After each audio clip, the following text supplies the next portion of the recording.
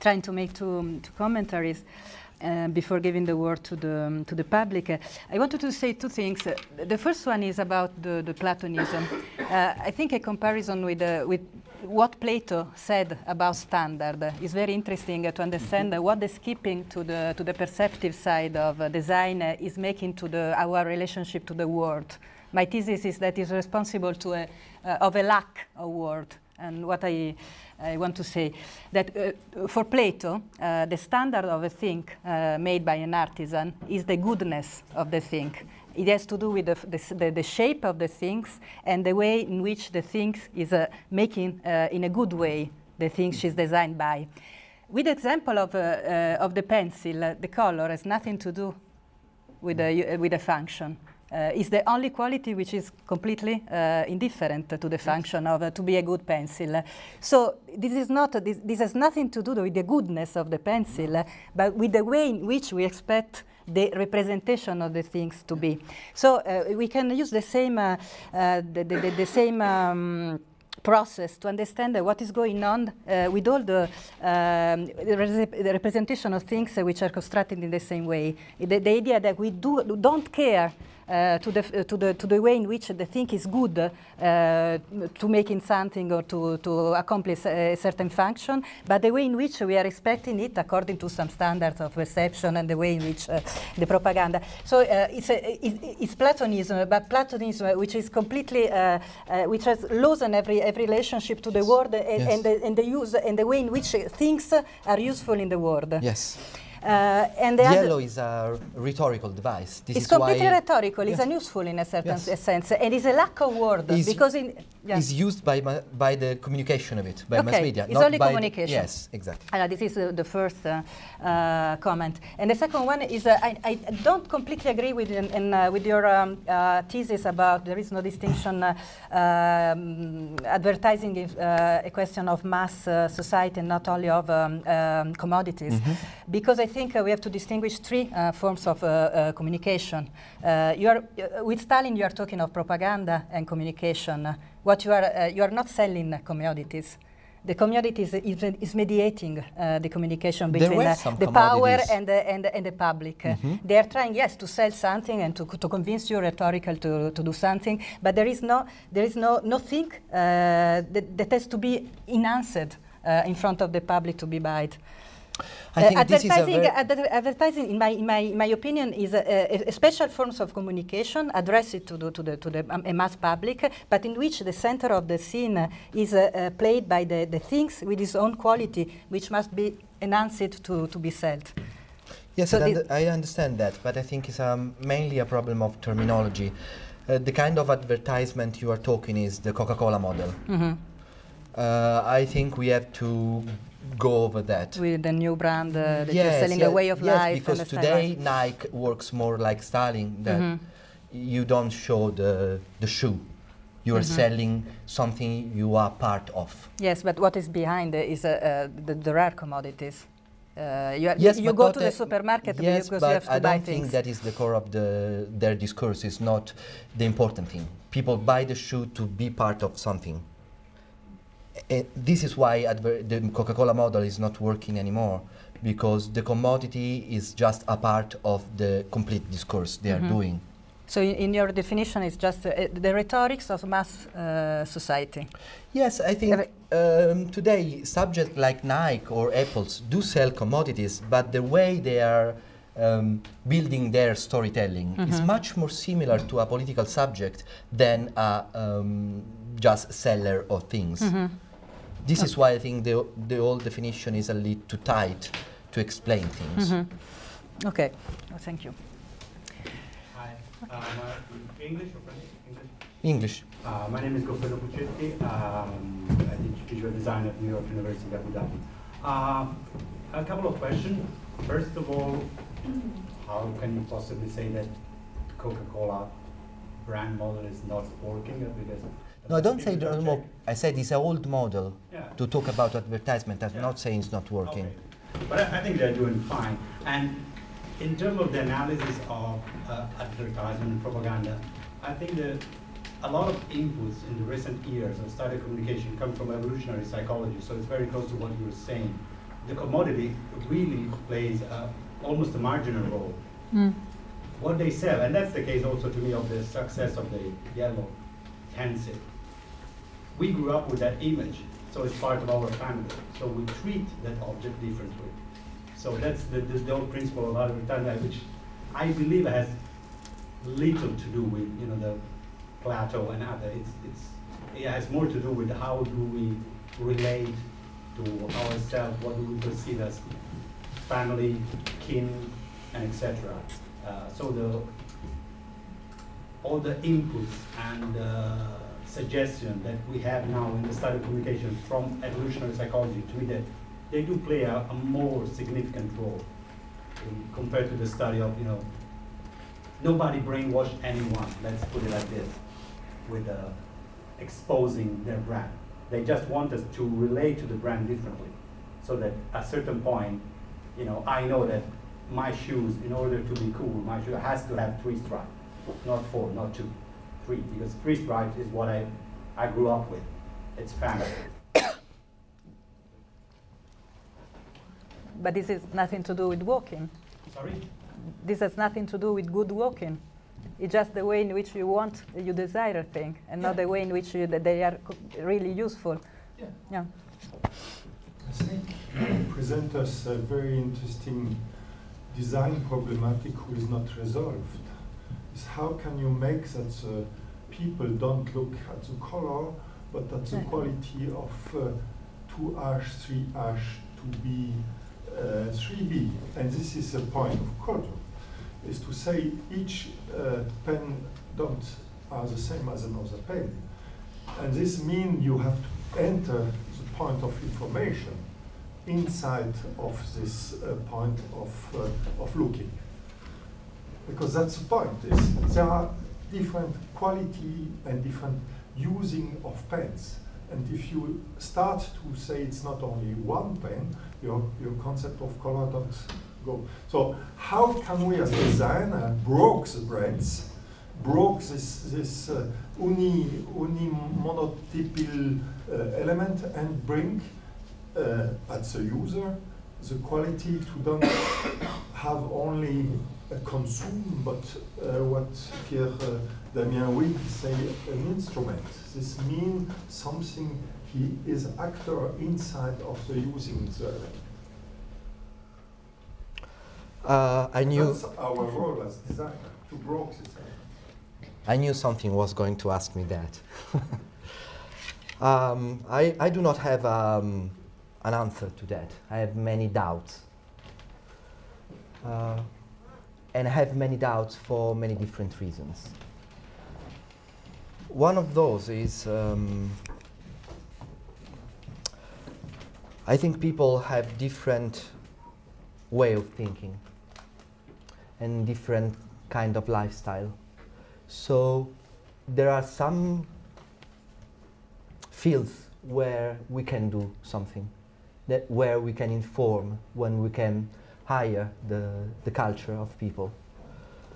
But we have to ask ourselves, I continue to use the pencil as a metaphorical image, why people are buying that pencil that day.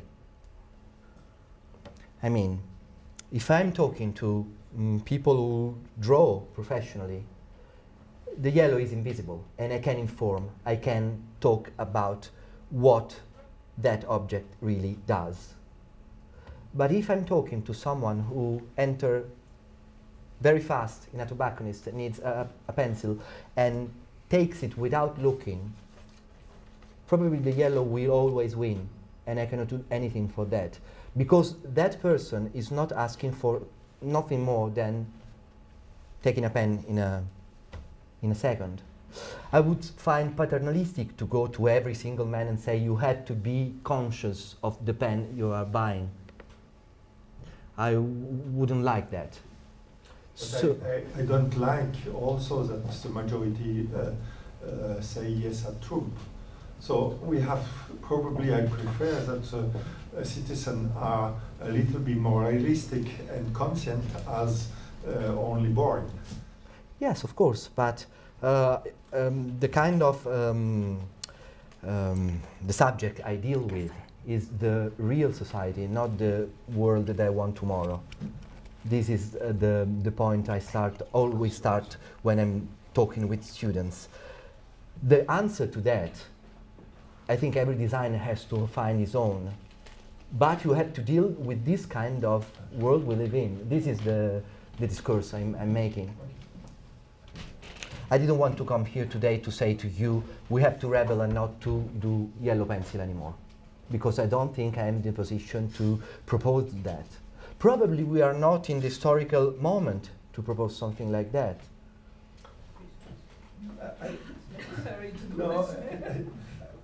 I can give one example. We make the analysis of all the identity of the airport in the world. 99% are blue, 99% are serious, and you can change the semiotic, and that's it. The point we can act is to change the semiotic of this element. And we can be successful. We can be not successful, but we can be very successful. And that's our job, to go over this this element of necessity, to not accept this fatality of the elements. I'm not accepting the fatality, and I'm not saying that. I don't want to be misunderstood. I didn't come today to say the world is like this, we have to accept it, nothing will never change. But I'm not want to be in the position to say to you which kind of pencil you have to draw in design. This is what. I work in a field that is book design that we try to change every day, but the changes are very, very small. It's different from other fields of the designing. I cannot decide tomorrow to make triangular books. I can do as a special edition something, but I cannot sell a novel or an essay with a triangular shape. So I have to be very cautious about what I can do and what I cannot do. But then you change. If I look what I was designing 20 years ago, I changed a lot. I made a difference, but I made it by tiny steps.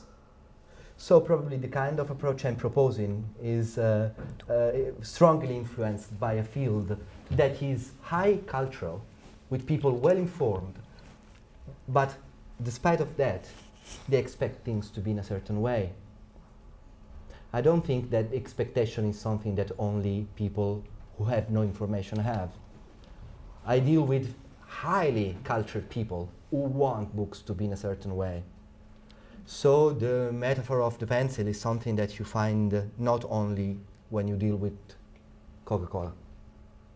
This is why but in my designer profession, I try every day to push the boundaries a little forward.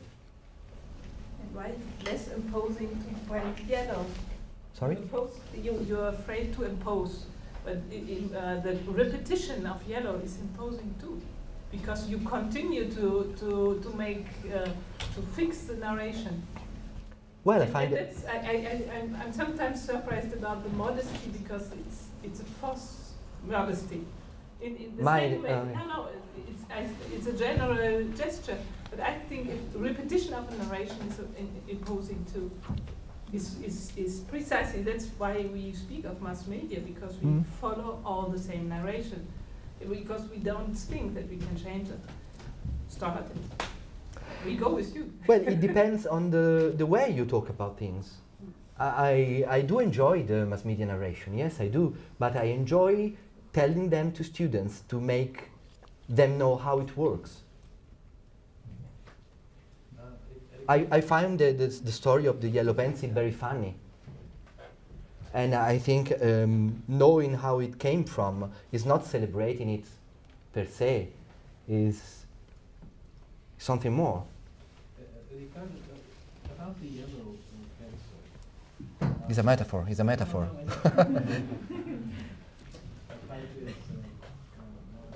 Well, I just wanted to mention something that, first of all, I'm very appreciative of your approach, and I think you're going somewhere.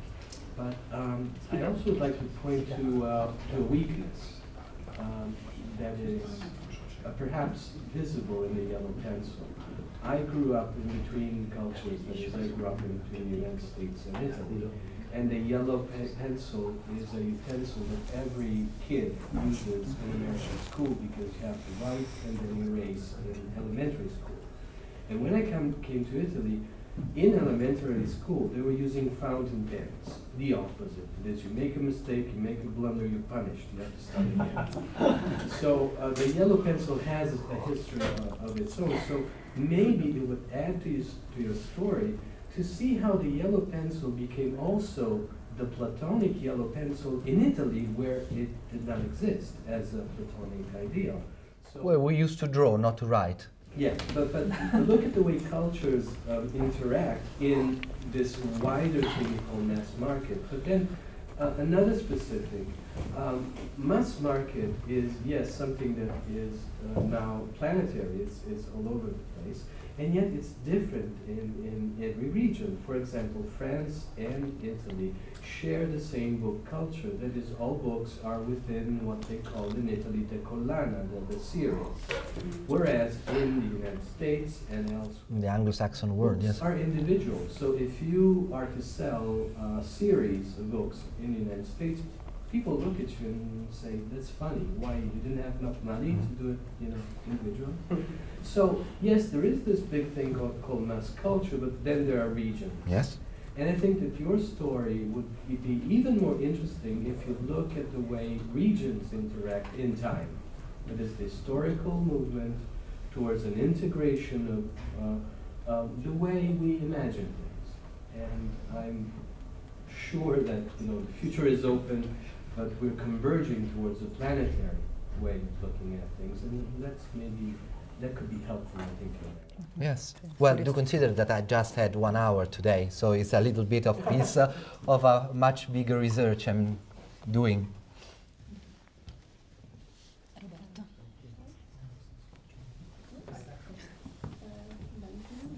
You have to speak up because it's not just a recording. We hear your voice. Oh, okay. So I have to. Oh, okay. Valentina Antier, University of Siena, and semioticien. I found very interesting your interpretation. But could you take a little more about the relationship between design and media? Because I think that your perspective on design as a machine to expectations would be very interesting to understand how media works, in particular thinking about data visualization and all kinds of new digital tools that we currently have.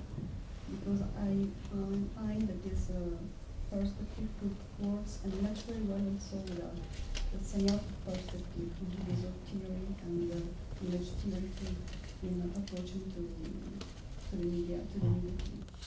Well, this is a very huge subject. The only thing I can add to what I've been saying before is that the fact that the kind of profession I do is very different from other kind of other fields of design and other fields of graphic design, because we are asked to design at the same time what I was saying before, the thing and the representation of it, the thing and the advertisement of it. And who is asking us to do that is the same subject. Publishing houses are a strange producer because they produce something material and immaterial at the same time, and this is why they ask you to make the graphics for all the singular processes. Sometimes we do even design the singular pieces of advertisement for the newspapers, for the magazines. So I think the idea I've brought here today, the fact that I say that mass media and design are two sides of the same coin, are something that I live on my skin every day because it was a book designer is asked for. But what I can propose to you is asking how much this apply to other fields of designing. Of course, someone who designs cars is very I mean, uncommon than design the advertising as well. It is. I will speak it up. Okay, okay. So it's very difficult for me to say about graphic design, visual design, and in general to graphic visualization, where the information, the story ends, and where the seductions begins. There is a very blurry zone between the two that I find fascinating. To answer to the question that Reddy made before, the only thing I can say, I really have a lot of doubts. And when I teach to students, I have a lot of doubts, ethical doubts. What I have to say, we for sure have a responsibility, and we have to ask on which project we want to work. Probably the reason why I decided to be a book designer, I started doing the packaging for Pfizer. And I said, I don't want to work with pharmaceutical. I think this is my political statement, deciding the field in which I wanted to work with. But by the way, this mixture of doing things and seducing using these things is something that I experience every day.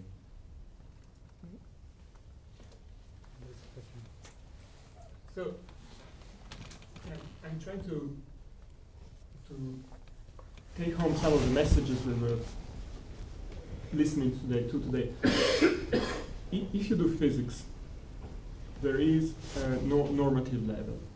Mm-hmm. So you have a descriptive level and then an explanatory level. There is no point in trying to tell the molecule of oxygen what it should be like. Mm-hmm. There is no normative problem of pencils and and still you have the articulation between the descriptive and the explanatory level, and at some point the descriptive level, which is natural history, is going to go away. The periodic table is there only as a reminder that we got there, but actually it is the solutions to the equations of quantum mechanics, so there is no interest anymore in that.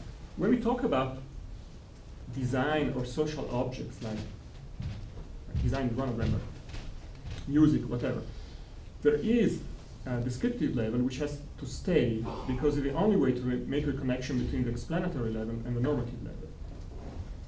So your discussion, I appreciate that you stay on the descriptive level for most of that.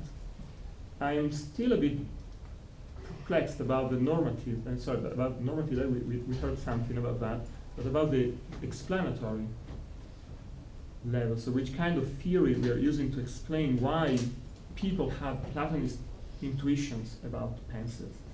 And I think the question that Fredo was asking goes in that direction. So why do people have Platonistic expectations? And the mechanism is not there. So one thing is to say that they do have, and I think everybody can agree about that. But why it happens? And there is something to be said here, and it's not easy to that, because otherwise we fall down on what Alain was saying this morning. So if you don't have a theory of, he was saying this or sociology, you don't have a theory, you still have a theory. If you don't want to have a cognitive theory of how those things work, you still have a theory. The theory typically is a theory of repetition, blank table, just nailing things in the head of people, and then something is going to happen. And I think today, evolutionary psychology offers a lot more to be said in terms of why people end up having certain type of intuition as opposed to other type of intuition. So it's a plea for a slightly more articulated explanatory level than just the default we are going to fall on. Well, evolutionary psychology is something that I teach at school, but I didn't want to put too many pieces of meat on the table today. Of course, one of the reasons why people tend to learn things and accept them in a certain way as an evolutionary explanation. The most simple one of all is the fact that we have to take a decision in a small fraction of time. This is one of the aspect. There has been studies today also in the field of the neuroscience applied to these kind of processes. I agree with you. It's just that I didn't want to talk of too many things. My talk today, I thought of my talk today more as a suggestion to think about, of what is the field I'm working with in the last 10 years. I mean, psychology of perception is the whole system that studies what is happening in the minds of people when they look at artifacts, or why they treat things like artifacts. Of course, it's not easy to explain in 1 hour all the mechanics that are underneath that. The point is we need an agreement of a level. It was not a criticism, actually. We're just trying to define our subject matter here, which is a theory of design, of what the ingredients are that are necessary, the building blocks which are necessary to have a theory of design. Okay, my theory comes out from strong relation with students in the last 10 years. And what I understood at a certain point is that students tend to think of design, of them as designers, as some kind of people who have something to say. I wanted to change this perspective and tell them, okay, but let's think of what people you are talking to are agree to listen. So if I have to say in one word, which is my theory is something that deals more with reception of design. And this reception as something that can inform the designer. This circular model is something that I'm strongly interested in, and how we relate to the stereotypes that lives in society. Where do the designer enter and breaks or not this circularity that comes out? I mean, designer makes one thing. This thing has success or has not success. If it has success, the mass media start to talk about it, and people start to deal with it, and people start to accept it. And then you have to design again. But when you start to design again, that process in his circularity has set a standard. So how do we relate to standards? I'm sorry, I came more with questions with answers. We should find something. Just wanted perhaps to say something. First of all, thank you very much. I was delighted with your with the talk, and I totally agree about everything. I mean, also about the idea of we can say of capitalism as a form, or new form, as you said at the last in the last words, of new Platonism. Also in the technical point of view, because what you showed with the example of the yellow, which has nothing to do with the function. In a way, in the Platonism, the sensible manifestation of an idea has to be, in a way, not analogical. Has to not to say what is the function of the goodness of the thing. So I found it really very, very interesting. Also, to ever, because Alain spoke of another kind of look upon things, and perhaps we should learn also from a political point of view to look on capitalism from a different point of view, and to first understand that capitalism has a lot of sides which are very, very different, which sometimes are not so demonic as we used to think. But what I wanted to say is that this kind of identification or identity that you posed between advertising and social communication, which is totally true in my, and between mass communication and design. First of all, I totally agree on the fact that mass communication is everything. Is in a way the thesis also of McLuhan. But the idea that design and mass communication are the same is also from an historical point of view exact, because there is a lot of cases, not only book design. If we think about fashion industry, it's really difficult to conceive the production of clothing without thinking about all the system of the communication, the reviews, the catwalks, and so on. Fashion would not exist without this second part, which consists of communication, nothing more than communication. But also there are a lot of other examples. For instance, the main brand of cookies in Italy, the Mulino Bianco, which was invented by actually by a sociologist and an advertising, a copywriter, that thought in the 70s that Gavino Sanna was there, and Francesco Alberoni thought that Italy has passed through a sort of civil revolution and civil struggles, and they said that Italy need in this moment strong values like family, like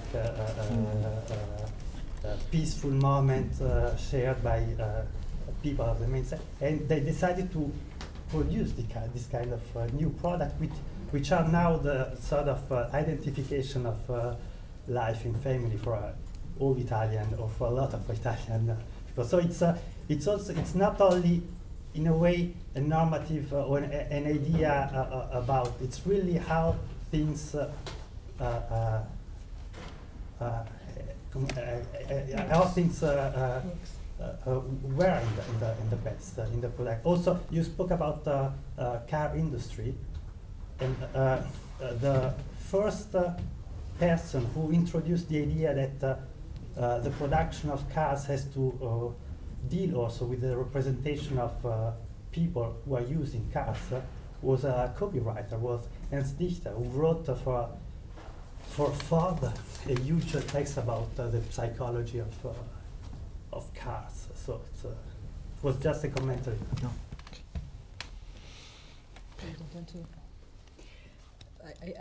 I try to make a conclusion about your debate. I don't think you're very in so different position. If I understood well, your definition, you have a theory of design. I'm not sure, probably. I think you have.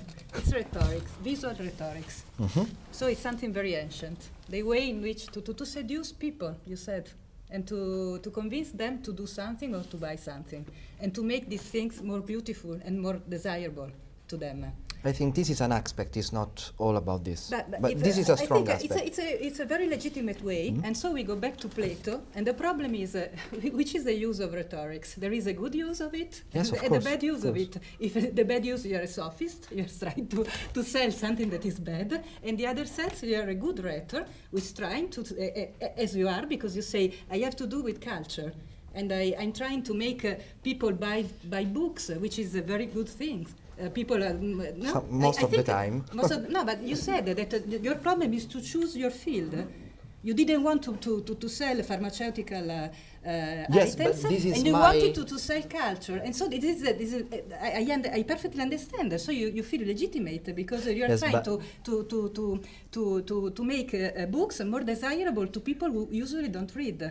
And so it's a very social, legitimate. It's not this easy because. And this is why I have many doubts, because the answer I gave is my own personal answer, while I think the question that Reddy asked me was an answer that could apply to everyone. Not everyone designer can be working in culture. But I think because you don't share the same definition of design, I yes, think you would not agree with the idea that is just rhetorics. Yes, is the way in which you think the essence of the object and the quality of the object in the sense which are related to the world. And another thing I wanted to stress that is very interesting. You said that when you started teaching to your students, you were tired of the typical romantic attitude to be a creator and to express something. Not only tired, but expressive aesthetics, no? Yes. Just to put that. And with design, you have to do with something that is very social, and so the effect is more important than the interiority of what you want to communicate. Okay, but the problem is in every form of social aesthetics. So the aesthetics which is completely balanced on the receptional side, the risk is the risk of every form of commercial art.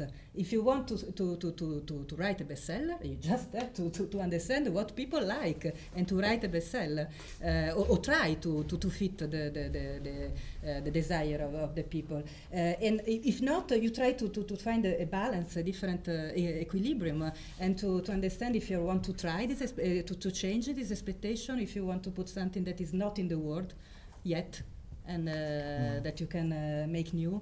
So I think there are many possible, I would say, positions. Once you, what do you think? Do you want to intervene? Yeah, there is a risk of populist design.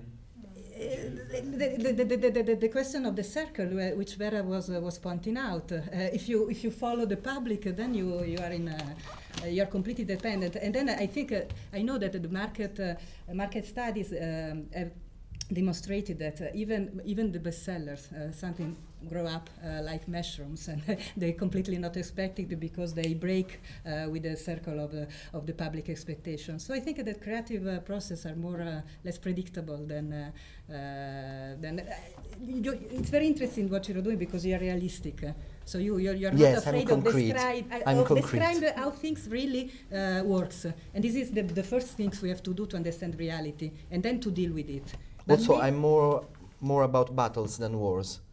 I mean, I think and reason in short periods of time. This is why I have more difficult things to the long distance in this moment. I would add that there is something very political in this, because in the realistic tradition you have to understand the world, how it works. No, I am political. I'm definitely political. Because if not, you have just an idea in your mind, and you don't do anything. You imagine people and not how people really think.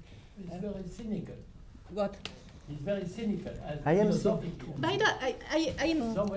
In philosophy, in political philosophy, we have the same tradition. Spinoza, for instance, which is not cynical. He used to say that when you do ethics or politics, the first thing is not to judge people, but to understand how they feel and the passions. Then you can build a democracy, you can build a new form of state, but starting from how people really are and not in your imagination. Yeah. So I think this is not cynical, necessarily cynical, it's just realistic. No, the cynical comes what you do with that. Ah, okay, the sophist. Yes, of course. You say, well, there is no hope, or maybe I have a task there, something's calling me or not. We are in social design. We are dealing with the kind of issue that you raised, that especially because social design is participative by definition. It's co-design, so we co-design with the citizen. We are working with and for, and so on. So the problem is, do we satisfy the desires of habitability that is there? And if we do that, which is a kind of populist maybe attitude, we reproduce the world as it is.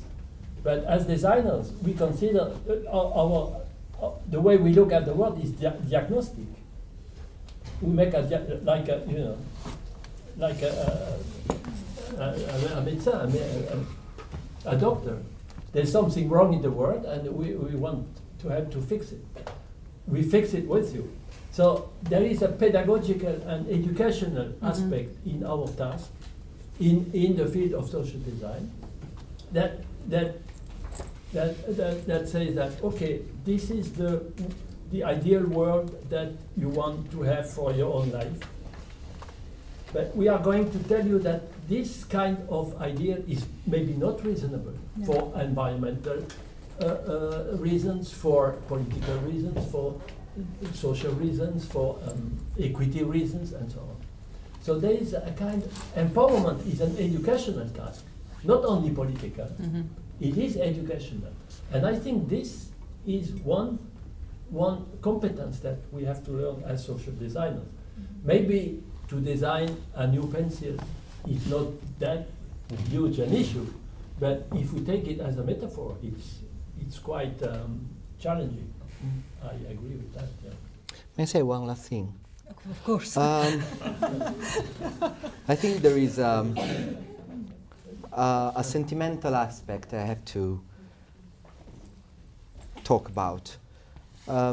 Barbara, before talking, used an expression that I do not like, but is very common: commercial art.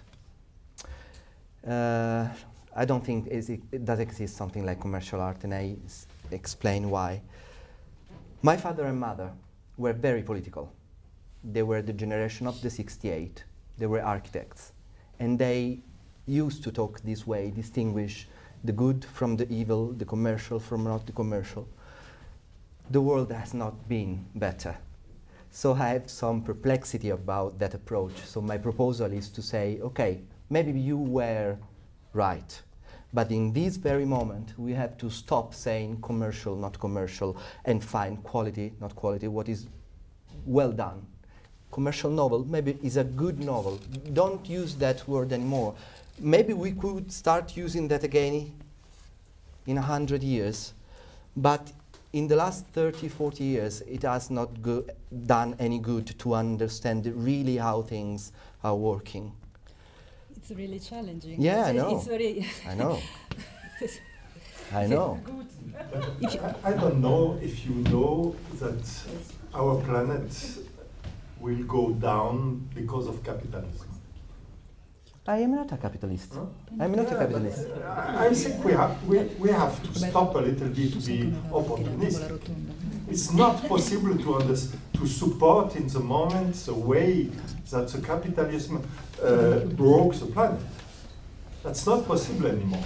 But it's not possible anymore to say the capitalism and the populism is acceptable and to introduce again racism, sexism, all this. I think your generation are this fatalist accepting of the most. That's what. Why? So after finish. Oh. Second point. I try to understand why you give us this example of pen, and I take me in this position of education of designers. You are education of designers, and you say at the designers, look, this pen is yellow. The mass media will this, and we have to accept this. Huh? That's a little bit what you say, because if you don't do this, I'm a little bit agree with you, because the problem of color is not important. But if you have indication, if you can say, okay, it's probably better to not make a color because of ecological reason, you can start to say why this has to be different, and with this has to be come for me exchange who is not only a poor formal exchange, but who give result. So if you learn at the design to say don't change it from yellow to green, that's not the point. I'm agree with you. But the real problem is how can you change this object and bring it in a better way in her production, in her social component, in our ecological component, and probably also, and that is what I try to do in each my project, to say the person who are the consumer, I just give something who he can introduce his intelligence inside of the project. So I don't go with the way. I try to just broke a little bit away. So to bring uncomfortability, to bring, and this is from time to time very successful. I'm sure. So from time to time it's good to make trying books, but just because I've done one. About I've done one or something like this. Just short. I just want to say that these disciplines, precisely, I also worked in neurosciences, and these disciplines are so strong because they are still arguing biological, and biological in the way of mathematics, and then we are back to Platon, and then we are back to this still so strong model which can argue with it's more a religion, I would say. These type of mathematics and capitalism, for example, or these type of economics are based on this too. It's a strong reduction of precisely the reality which you have spoken of.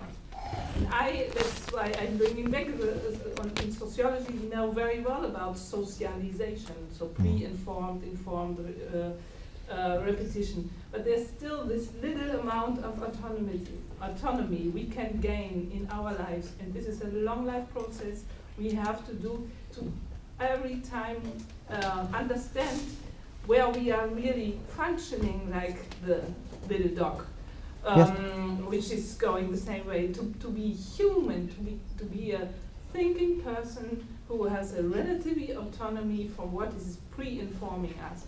This is where we are fighting for, and I think, or I hope we fight it for, and we still go on like this. And I think this is precisely what you are saying, that design can take a role in. And that's why I would say there's a strong necessity to make a difference between public institutions, NGOs, how they are interesting in their subjects, and companies who are selling their product.